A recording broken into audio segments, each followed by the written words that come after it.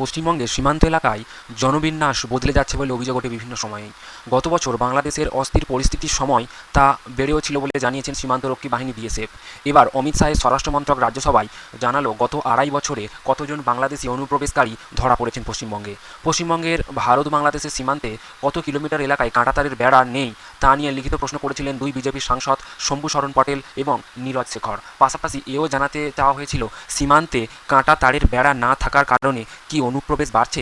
সেই সব প্রশ্নের জবাব দিতে গিয়েই গত 2023 সালের 1 জানুয়ারি থেকে চলতি বছরের 31 জুলাই পর্যন্ত পশ্চিমবঙ্গের কতজন অনুপ্রবেশ করতে গিয়ে ধরা পড়েছেন তার হিসাব দিয়েছেন শাহের মন্ত্রকের প্রতিমন্ত্রী নিত্যানন্দ রায়।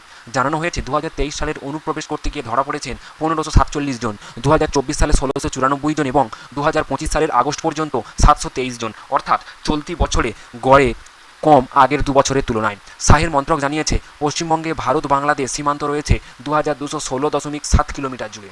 কাঁটাতারের বেড়া রয়েছে 1647.69 কিলোমিটার এলাকায়।